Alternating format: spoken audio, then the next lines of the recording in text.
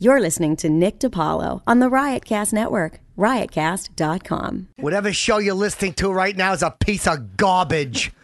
This is the Chip Chipperson podcast, and I'm the newest star on this piece of garbage network. So turn off the podcast that you're listening to right now. It's garbage. Who is it? Is it Rich and Bonnie or fucking Nick DiPaolo or some other piece of Bob Kelly garbage? Turn it off and get on the Chip Chipperson podcast. The one you're listening to stinks. This person is not good at making podcasts. I am.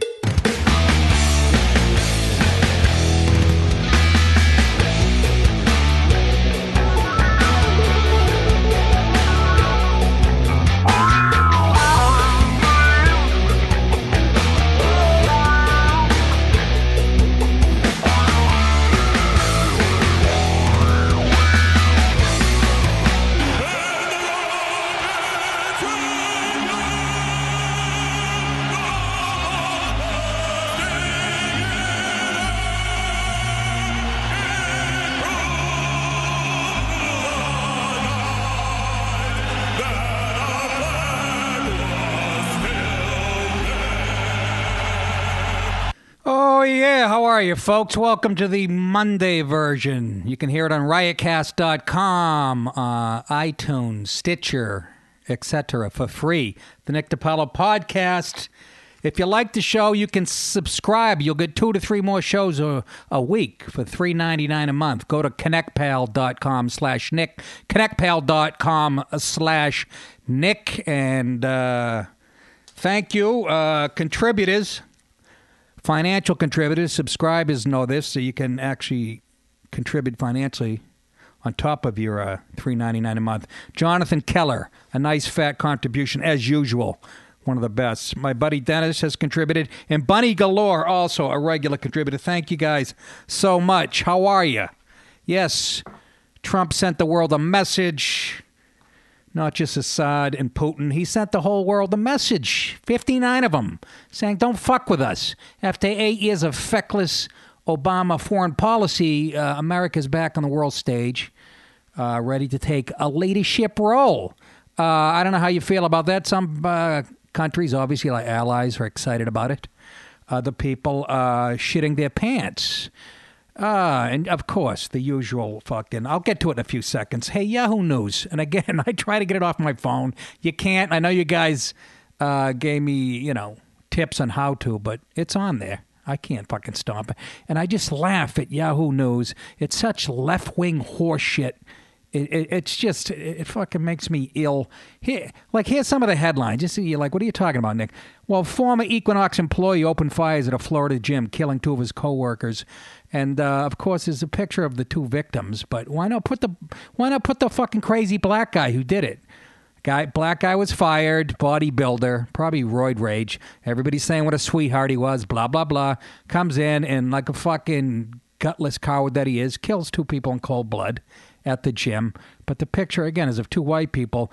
And when I read it, it's, when you read the headline, it looks like you would think like, okay, maybe I'm getting a little paranoid, but why not put a picture of the black dude doing curl? Maybe you already did. Maybe I'm wrong, Yahoo. Maybe you already did when the day it happened. I don't know. But they have a picture of him on Drudge. He's in his, in his tank top doing curls, all roided out with a Yankees cap on. And that should be the picture next to the headline. I looked at it and went, wait a minute, was that a white guy that killed the girl at the gym? Oh, that's 2 white victims. Okay. But, you're going, that's getting a little picky. No, I'm just saying, this is Yahoo fucking News. And then their next story headline is, groom left 25,000 euro bill after wife-to-be dumped him for another woman 6 weeks before wedding.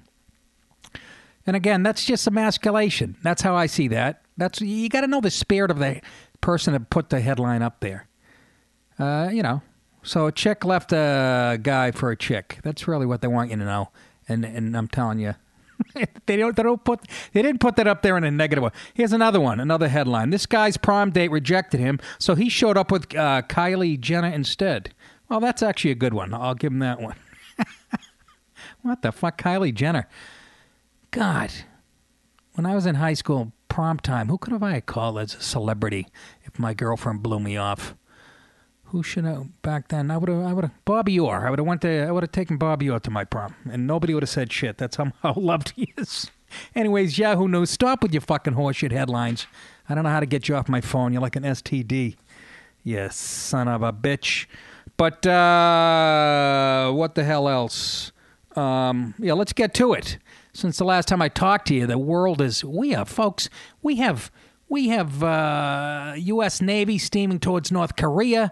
We have a buildup of fucking Russian ships off the coast of Europe. Iranian ships. We're on the verge. We are on the fucking verge.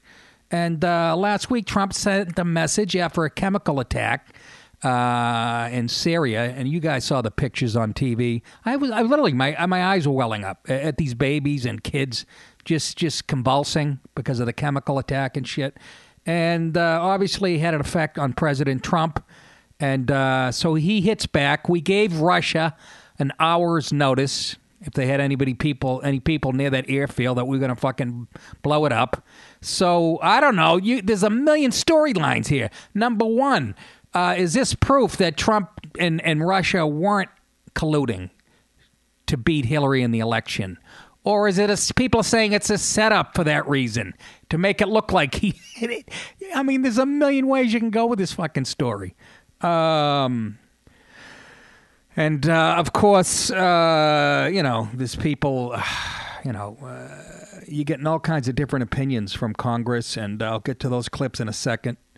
Tillerson, like at the end of March, right at the end of March, he said that the people of Syria will determine, and I'm paraphrasing, how long Assad will stay in power, which was kind of fucking silly. But now you get like John McCain saying that's the reason.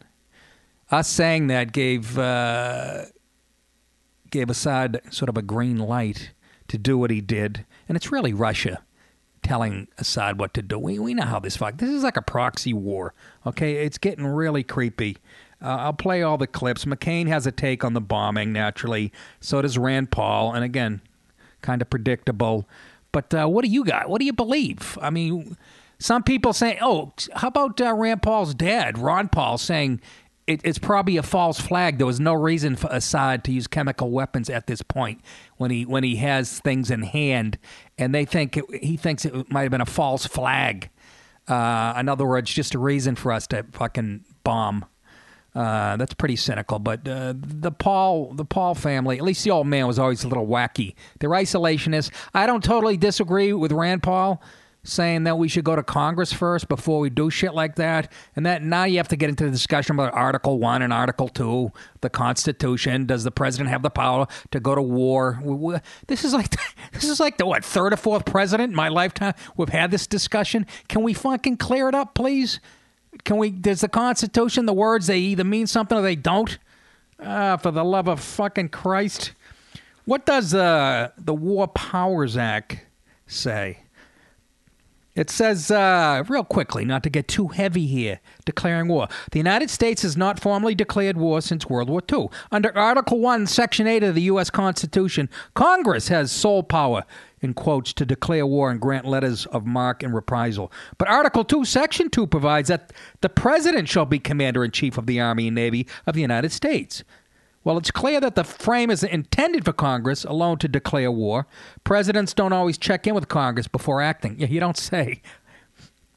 After President Harry Truman bypassed Congress to go to war in Korea, presidents have paid almost no attention to the constitutional requirements. Declaring less than war, this article says. 1973, an irate Congress passed the War Powers Act. You're like, well, what the fuck is that? That was in response to President Lyndon Johnson and Nixon's prosecution of the war in Vietnam without a congressional declaration. Under the War Powers Act, the president has 90 days after introducing troops into hostilities to obtain congressional approval of that action. It looks good on paper, but presidents have generally ignored the War Powers Act, citing Article 2, Section 2, which I just did, as their authority to send soldiers into combat. So can we fucking clear that up one way or the other? I'm getting sick of hearing it. Personally, and this might surprise you, because I seem like a guy that likes to shoot from the... I think it's kind of a good idea that you discuss it with Congress. I don't know. Then again, the way Congress, there's such a divide now along party lines and shit. I don't know how that vote has to break down for him to get authorization, but, you know, something tells me the Dems and the Libs would never let us bomb anything, anywhere.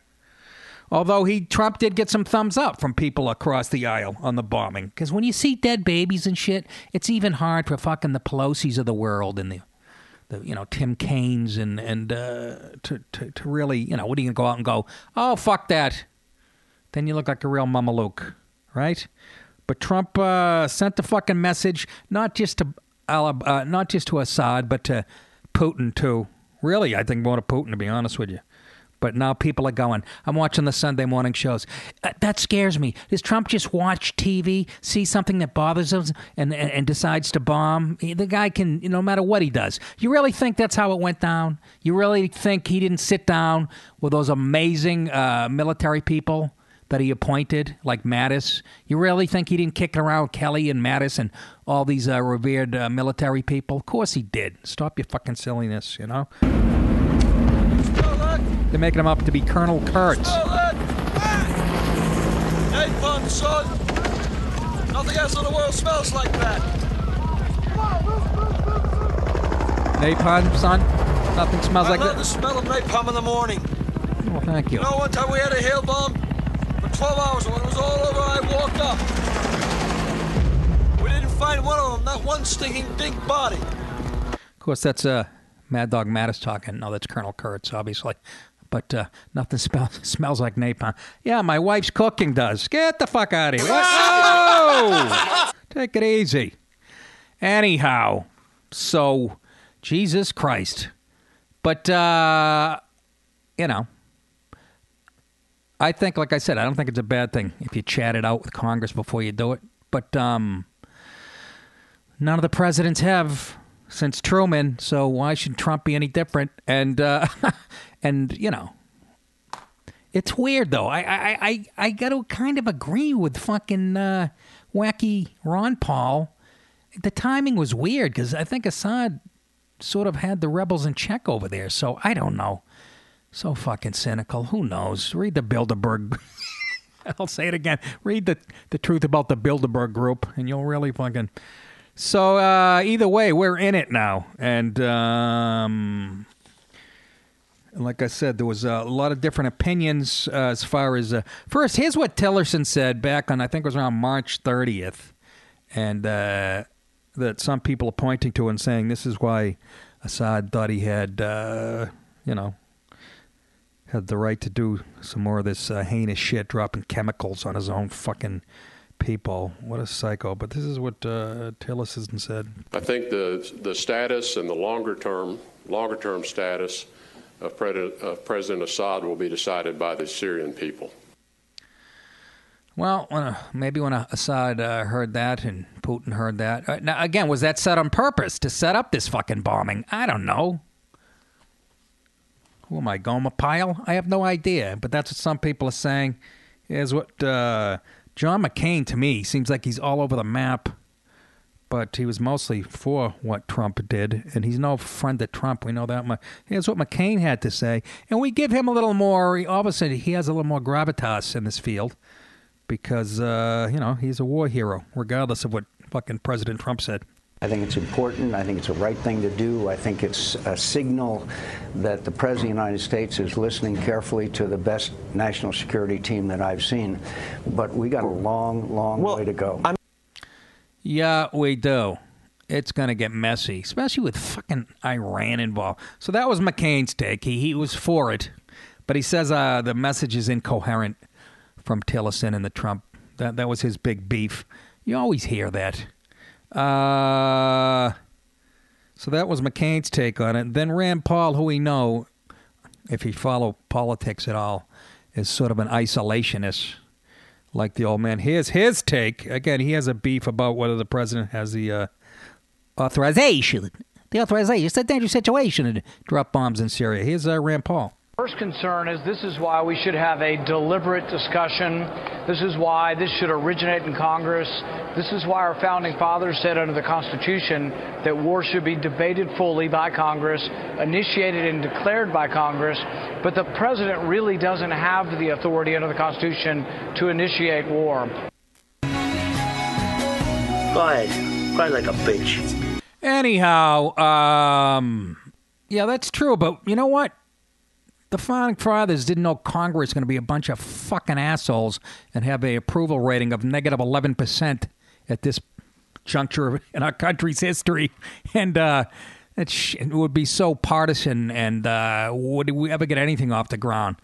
I don't know. But I don't know where I stand. Again,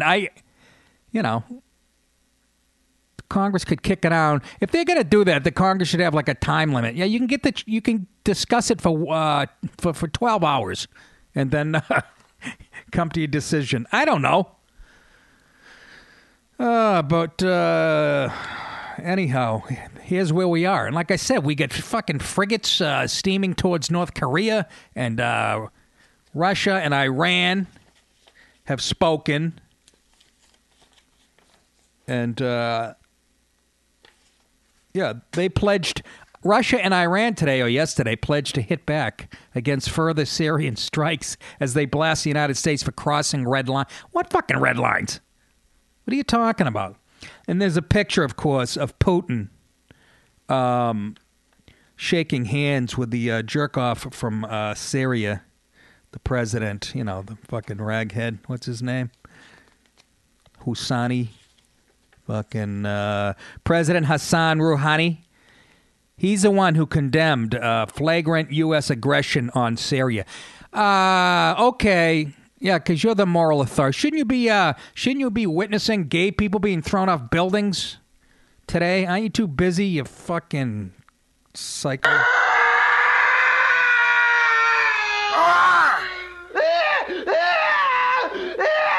Kill all the fags. Kill all the homosexuals. Putin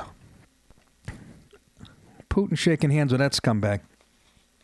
It's a nice axis of evil. We get North Korea, Iran, Russia lining up. It's getting ugly. Syria. The Iranian leader, he's a key ally of Bashar al-Assad. I call him Bashar al-Asshole. He called yesterday for an impartial investigation into the chemical attack that killed at least 70 people. Don't make me laugh, you fucking jerk. Yeah, impartial. What red lines are they talking about that we crossed? I don't remember them saying, if you drop bombs on us, we're going to hit you back. But anyways, the raghead warned that American strikes in response to the escalating extremism in the region. We risk escalating extremism in the region. Is that even possible? How can you get any more extreme? In a phone call with the Syrian dictator, Rouhani told him allegations that Syria launched the chemical attack were just a pretext to disrupt the Syrian peace process. What the fuck? So he's already made up his mind. So why have an investigation? It sounds like it's already slanted. However, the evidence that Assad regime carried out the horrific chemical attack is overwhelming, experts say. Autopsies confirmed there were chemical agents used in the bombing, which witnesses said was carried out by Syrian aircraft. And most of the international community has backed Trump's decision to retaliate with an airstrike. Of course, those are our Gulf friends, the United Arab Emirates and the Saudis. Of course, they're thumbs up.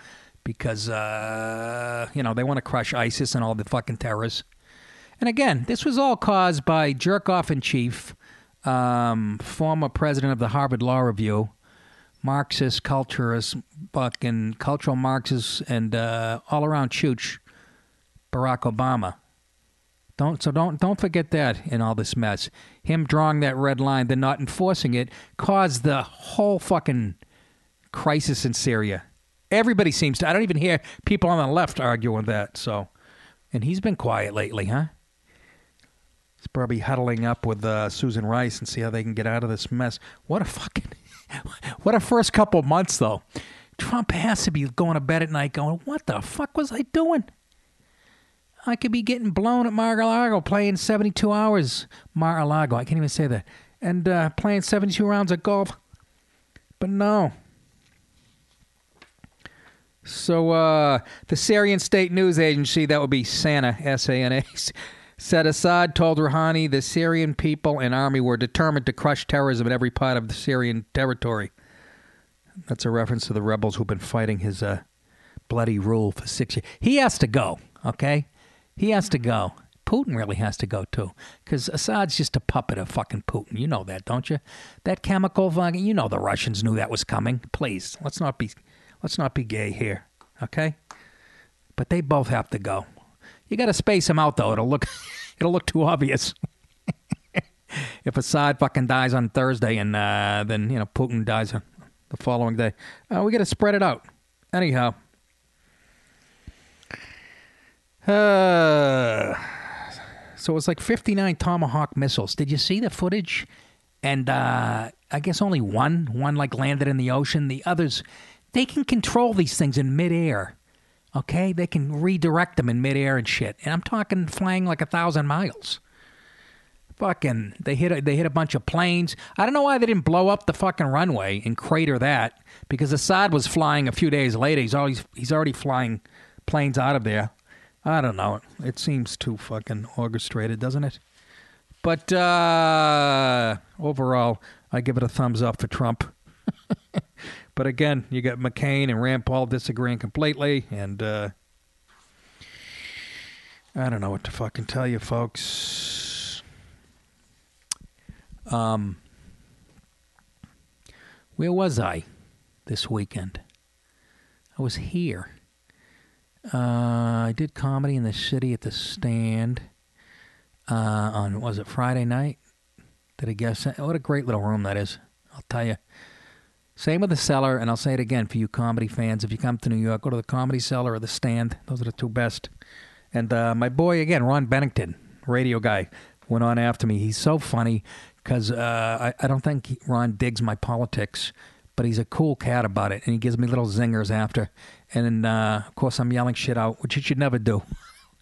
Only I just feel like I know Ron now. And he's busting my balls, making me out to be Archie Bunker on stage. Well, he might not be that far off. There's a lot of Archie Bunkers, folks. Okay?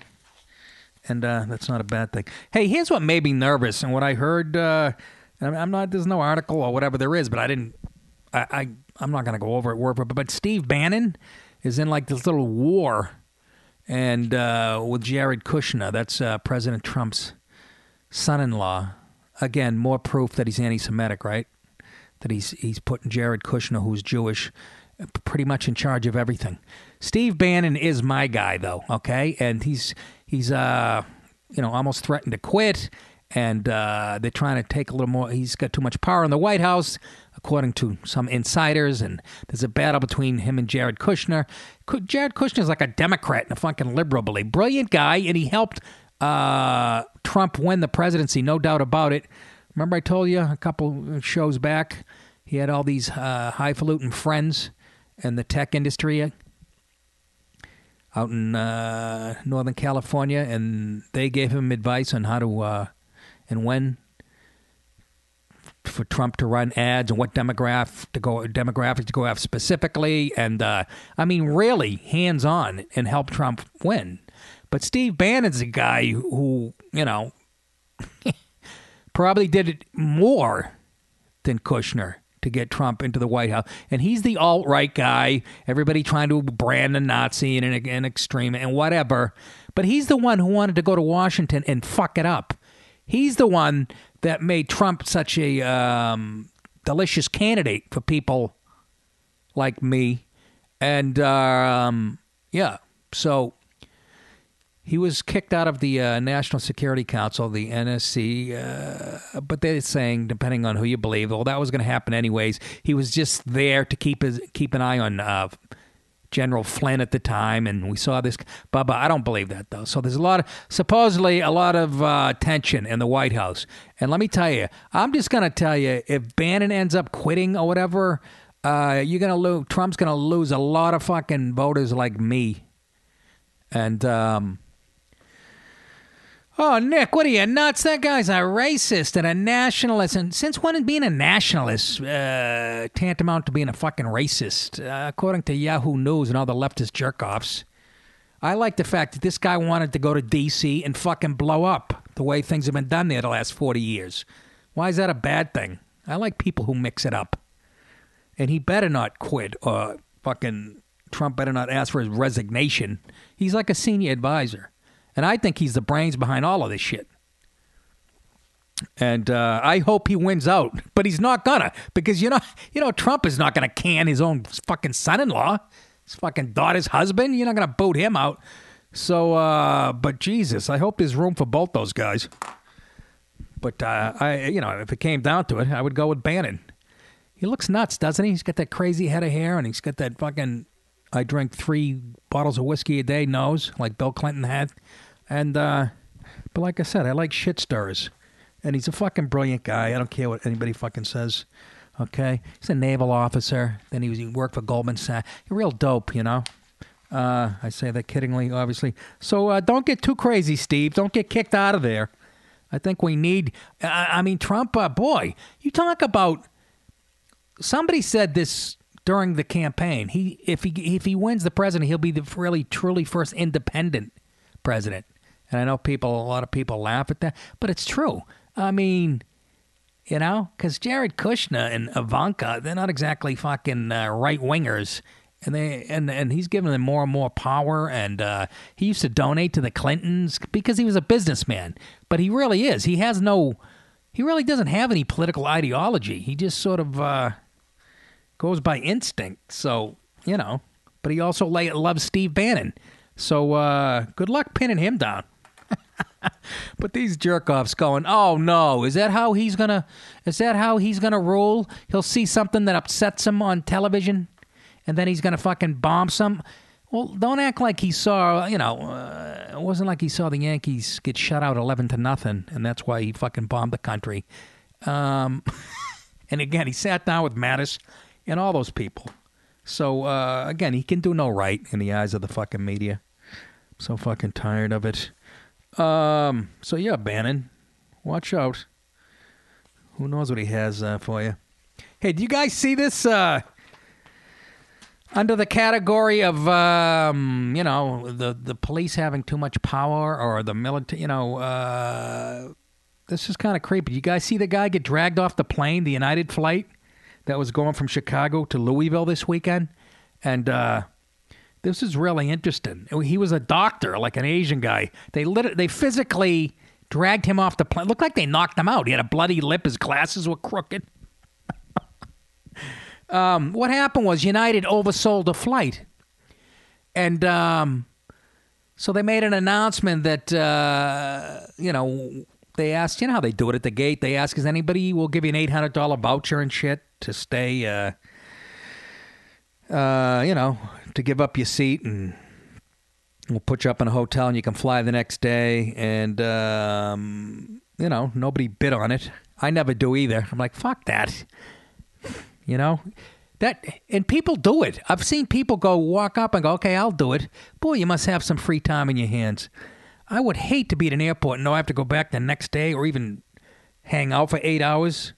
$800 voucher? Kiss my grits. That's strong talk, Nick.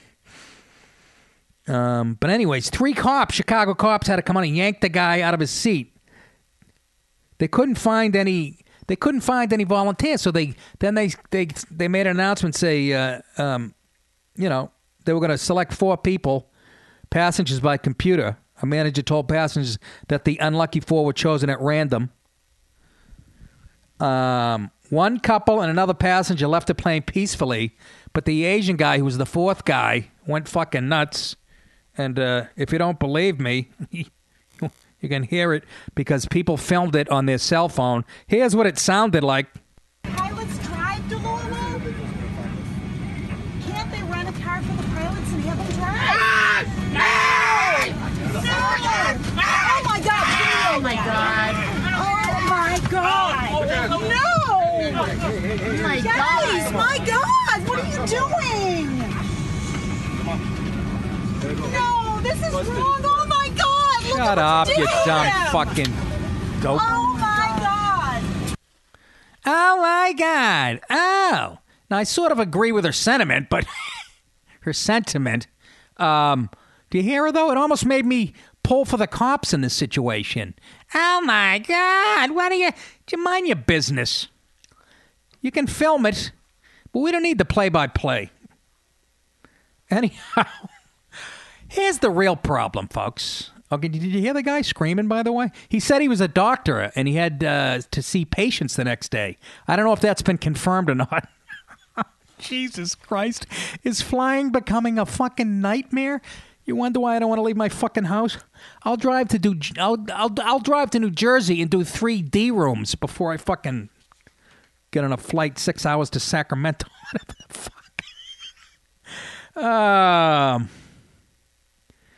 Yeah, so they had unsuccessfully appealed for volunteers, to give up their fucking seats. But the problem is they shouldn't be able to oversell in the first place. That's fucking unbelievable to me. Is there any other business where you can do that? Say you're going to do something and then you're selected? It almost happened to me a couple times, but I lucked out both times. But that has to change. That there has to be a law there or something. But then to have the cops come in, that's a little heavy-handed, isn't it? But again, under the current laws, the United and other airlines have the right to do this. But you're going to get more incidents like this. But it was just funny, the guy acting like literally a fourth grader. But can you fucking blame him? Maybe he really is a doctor and did have to get there. The lady who filmed it, I guess they talked to her. She said passengers were told at the gate that the flight was overbooked, and staff appealed for one volunteer to accept $400 and a hotel stay, and a flight the next day at 3 p.m. All the remaining passengers were then allowed to board the flight, only be told that another 4 people would have to give up their seats. United said that 4 standby staff... this is the reason why they had to do this. United said that 4 standby staff, flight attendants, needed to be in Louisville for a flight the next day, and the plane would not take off until they had seats. Well, that's your fucking problem. What is this, Mickey Mouse? Why should that ever be a situation like that? Even when the offer was increased to $800, no one volunteered. And again, Louisville's 4.5 hours or a 300-mile drive from Chicago. At this point, Bridges said a manager, that's the woman telling the story, came on board the flight and said 4 volunteers would be randomly selected by commuter. And then after a couple was picked and left the plane peacefully, then the poor doctor was selected, and he went fucking shithouse. His glasses were falling off. His clothes, she said, were in disarray. He's dragged out. Other passengers cried in disgust. Come on, I love, but you know what else I learned from watching this? The anti-cop sentiment since Black Lives Matter got their shit together. People are so quick to judge the fucking cops on the plane. They're doing their fucking job, but I'm not agreeing with it. I'm just saying though. They were so quick to jump on the car. It's just the fucking country's been brainwashed. But this wasn't the end of the drama. After being removed, the man apparently broke free from the cops. This is after he was removed, and he managed to run back on the flight. Oh, my God.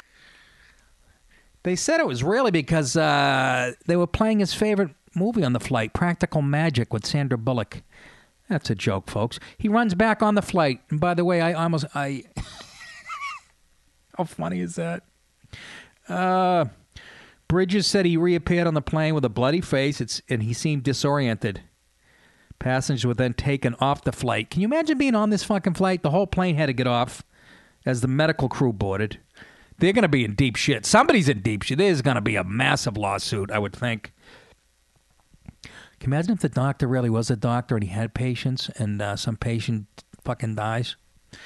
That's just me being sunny me.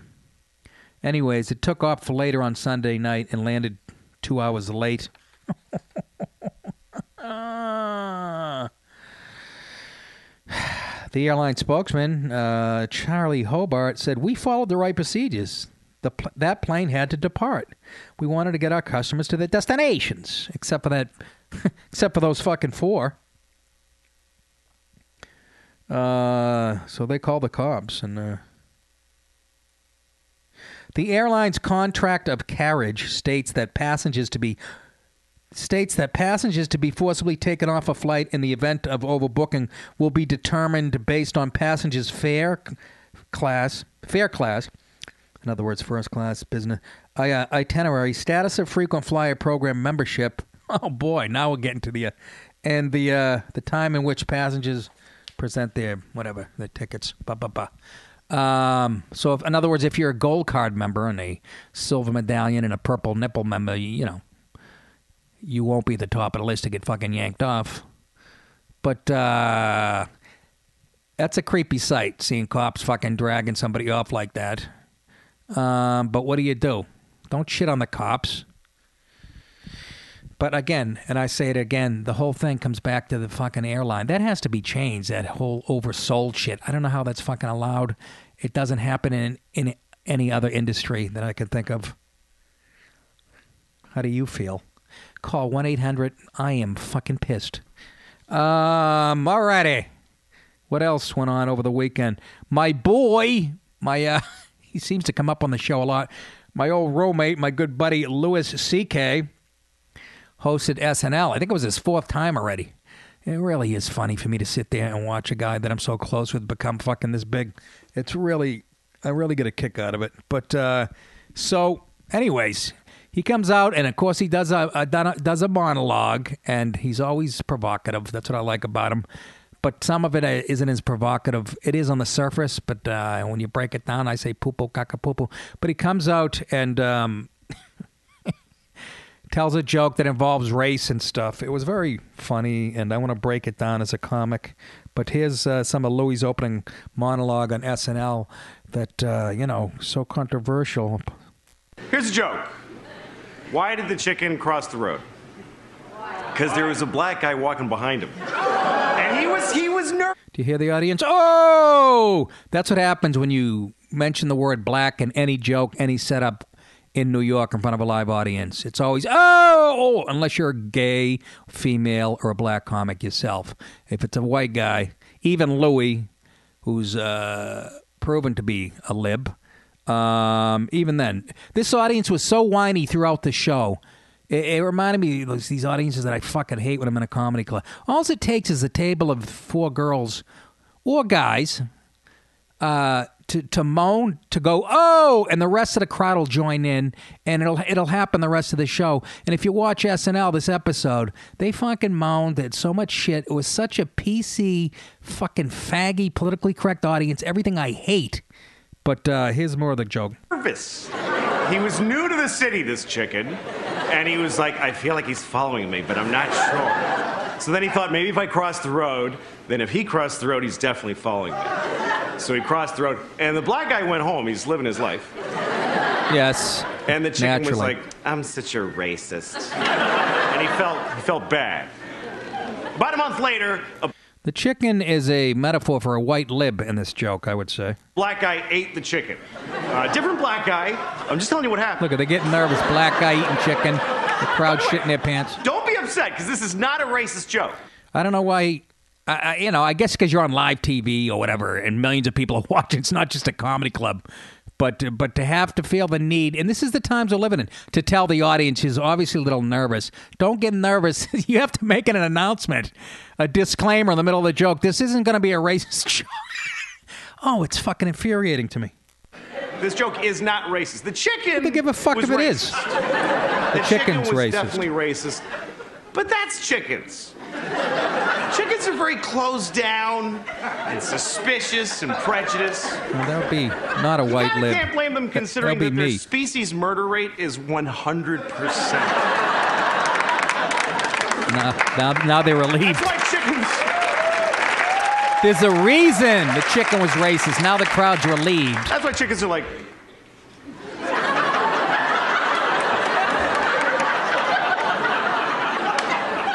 There's no friendly chickens. You can feed the same chicken every day. He's like, get the.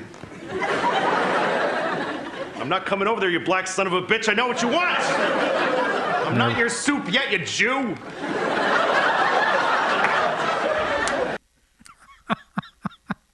I'm not in your soup yet, you Jew. And again, to people who are laymen to comedy, that'll seem like a really edgy bit because it involves race and blacks and racism and whites and chicken and Jew, when it really isn't. It's just another way of saying that fucking white people are racist sometimes. Sometimes it's justified. Sometimes it's not. And very clever. And I love that Lorne Michaels... You got to love Lorne to letting Louis, do shit like that. But again, it's just funny. The audience, the live audience, just when a white guy says the word black, it's just so funny, especially in Manhattan, whether it's an SNL taping or the Comedy Cellar crowd or the Stand. I told you, I used to use this device. I came up with it. I've given this trick to other comedians. If a crowd is being a little chatty or whatnot for some reason, and that happens in small rooms, like at the Comedy Cellar, there were many nights down there, the crowd would be a little, distracted for whatever reason, chatting aloud. I'd go, and you black people, and fucking pin would drop. Or I'd go, and women... Those are buzzwords. Those are buzzwords that have been created by the fucking media, and you'll get the crowd's attention immediately. They'll drop what they're doing. Two people could be fucking at the back row, and when you go, and you women, and they'd sit right up. The guy would pull out, the girl would pull down, put her panties back up, and listen to everything you had to say, because you might be misogynist, or you might be a racist. I used to use it all the time at the Cellar. And you blacks, and again, white people would sit up straight. But that was a good opening. It was fucking funny, clever. Again, looks more edgy on the surface than it really was. But the fucking show was, it was really a lesson, and it was really making me angry because later on in the show, they did a sketch. It was like a Polish couple, and... it was Kate McKinnon playing the Polish woman and Louis playing her husband. Back in the late 1800s, early 1900s, turn of the century, immigrants in a tenement. And the sketch basically was used as an excuse to tell Italian jokes. And the fucking audience really didn't have the whole sketch was like shitting on Italian people, which is fucking fine. I was laughing my balls off too. Number one, Louis couldn't do a Polish accent. It was a fucking... Even Kate McKinnon was cracking up at Louis. He sounded like Steve Martin. It was so fun. But the whole sketch was really an excuse to make really... fucking, hardcore jokes about Italian, which again is fine. But let us do it about black people and Puerto Ricans and Latino and fucking Mexicans. And, enough of the double fucking standards here. Okay? But the audience was, of course, they were fine at laughing at fucking Italian jokes because we're the last bastion that you can shit on, white European males. But I was getting infuriated that the audience had no problem, and just cracking up. Here are some of the fucking jokes. And again, Louis' fucking accent trying to do a Polish guy. There we go. I wish I could bring home more money. Hey. People are laughing at his accent.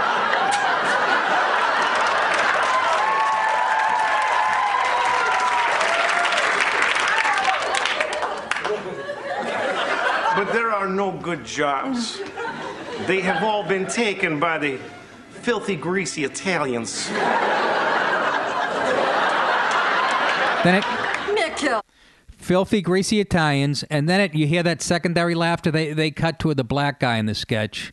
He slips my name, the guy who I love. He's been on the show for like 15 years now. What's his name? Whatever.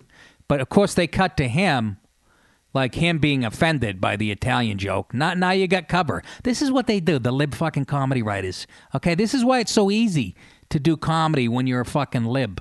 They cut to the black guy being, offended by what Louis just said about Italians.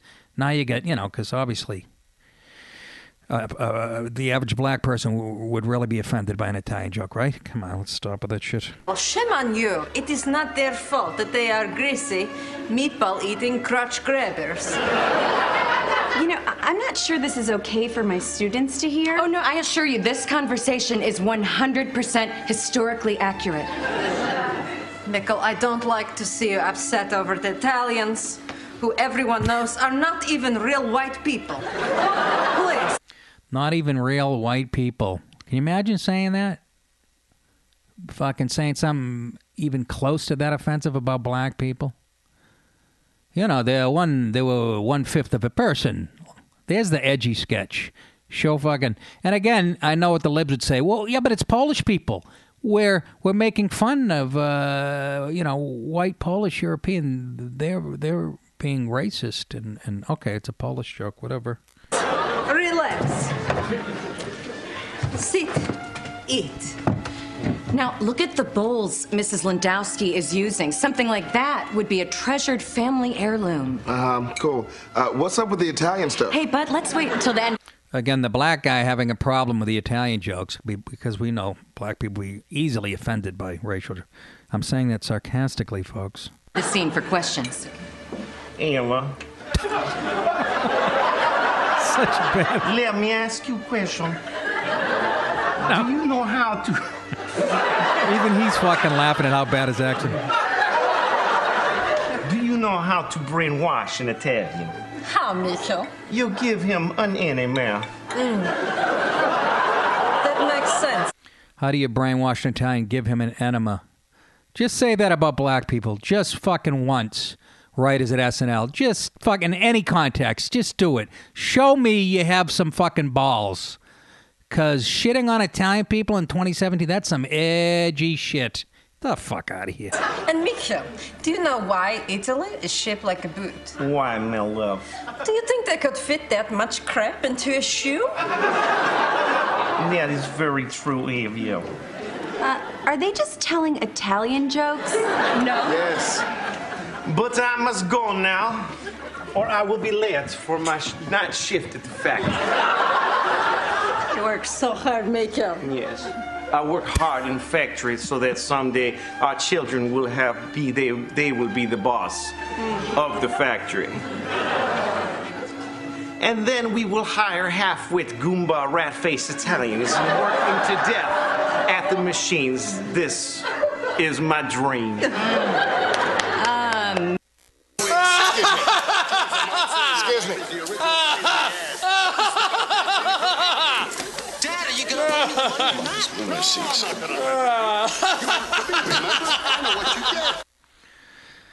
Do you see? I'm giving you a little lesson on comedy, folks. And now, in somebody's world, that's an edgy sketch. As if making fun of Italian people is the same, as talking about any race or ethnicity. Do you get what I'm saying? It's just another fucking double standard. And again, white European males being the last bastion that you can shit all over, whether it's frat boys. Ever hear that term? Typical white frat boy, I'm just saying there's nothing fucking edgy about it. It's fine. I was laughing. But we got to let the pendulum swing both ways. Do a sketch about Mexicans and giving them an enema to brainwash them and how they smell and fucking, and, just even in the context of just joking around, fucking, And again, the message in the sketch, white European, no, they were Polish. They're fucking racist and edgy shit, though. Anyhow, but what's next? It was a funny show overall, though. It was really fucking funny. And I gotta ask CK who fucking... I hope the fuck he didn't write that sketch. I really don't. I want to have that fucking argument. Although, I sent him a picture of me. I sent him a picture of me when I was like 22 years old in in like a fucking wife beater. And I couldn't have looked more Italian in the picture. I actually had a chain, a gold chain. No, not the thick ones like you saw on Twitter. That was part of a costume for Comedy Central that everybody thought I actually wore on stage back in the 90s. But I sent Louis a picture of me like when I was in my 20s. I couldn't have looked more Italian. And I sent it today. I sent that last week. And today I went to text him to say, did this inspire that Italian joke sketch? And no response. Anyways. He'll get back to me and go, listen, you. Here we go. Alleged Russian hacker arrested in Spain at request of the United States. This just happened, apparently, yes. Comrade, here is something that might be of interest to you. A transcript of the conversation between your helicopter pilot and his commander. We intercepted Dragonfly Wolf 10. Colorful names. Here we are. We have them in sight. And the reply, abort the operation immediately. This is a recall. Confirmed. Over. Who said that? Who the fuck said that? Who's the slimy little communist shit twinkle-toed cocksucker down here who just signed his own death warrant? That's Trump having a meeting with Ivanka and Jared and Bannon. Alleged Russian hacker arrested in Spain at request of the U.S. Piotr Levashov was arrested Friday in Barcelona on a U.S. computer crimes warrant, according to a spokesman for Spain's national court. Such arrests aren't unusual. American authorities typically try to nab Russian cybercrime suspects abroad because of the difficulty involved in extraditing them from Russia. But Levashov's arrest drew immediate attention after his wife told a Russia's RT broadcaster, that's Russian TV, he was linked to America's 2016 election hacking. Oh, goodness. Russian TV quoted Maria Levashova as saying that armed police stormed into their apartments in Barcelona overnight, keeping her and her friend locked in a room for 2 hours while they quizzed Levashov. She said that when she spoke to her husband on the phone from the police station, he was told that he had created a computer virus that was linked to Trump's election win. Oh, my God. Adam Schiff must have a fucking hard-on. Who's that? That's a little pencil-neck geek with a Charles Grodin face that I want to stomp. He's heading up the investigation in the Senate, as far as collusion between Trump and, I should say, the House or the Senate, whatever, collusion with the Trump campaign in Russia. Russian embassy spokesman Vasily Nordez confirmed the arrest, but wouldn't say whether he was a programmer, as reported by RT. Levashov remains in custody. Ooh, interesting. Interesting, comrade. Holy Christ, huh? It's getting fucking interesting out there. So I'm wondering, I want to know who authorized this arrest exactly, and Adam Schiff's people, are they behind it, obviously? The U.S. Congress, who are looking to prove collusion between Trump and the Russians to help him win the election? Is this what they've been looking for? They've got nothing so far. You're really fucking boring us. You got nothing for, 2 months now? Shut up! Shut up! Shut up! Again, my favorite thing is when Tucker Carlson, he had Adam Schiff on and said, okay, look into that camera, and this was like a month ago, look into that camera and tell us that you have direct evidence of Russia breaking into Podesta's emails, and look right into the camera and say it. And you know what? Fucking Adam Schiff looking at the camera, and again, what's the evidence? Not saying there isn't any, folks. I've said it many times on the show. Who knows? Who knows? Even I fucking raised an eyebrow when Trump was bad-mouthing everybody but Putin. So I'm just saying. Holy Christ. I can't wait to get an update on this. That's about it, folks. Again, if you like the broadcast or the podcast, you can hear it free like you are now Mondays on iTunes and Stitcher and riotcast.com.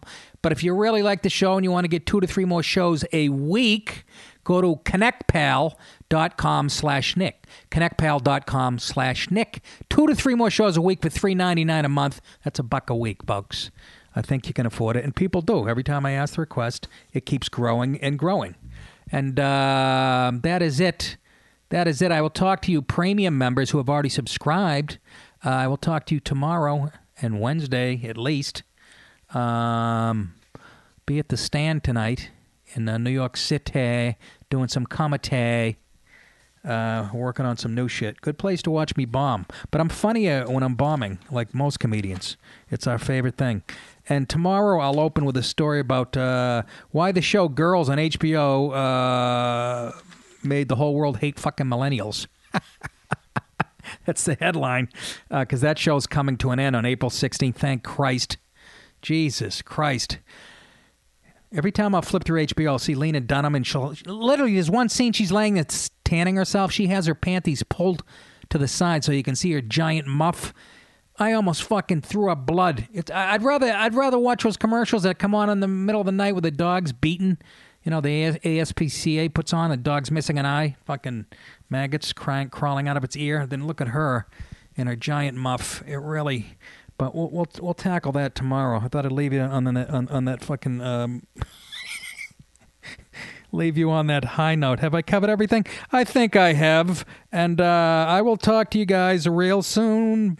And you know I love you, don't you? Sure you do, especially you premium members. Here's my friend Lee to tell you just how much I love you. I love you for helping me to construct of my life not a tavern, but a temple. I love you because you have done so much to make me happy. You have done it without a word, without a touch, without a sign. You have done it by just being yourself. Perhaps, after all, that is what love means. And that is why I love you. Fucking bitch.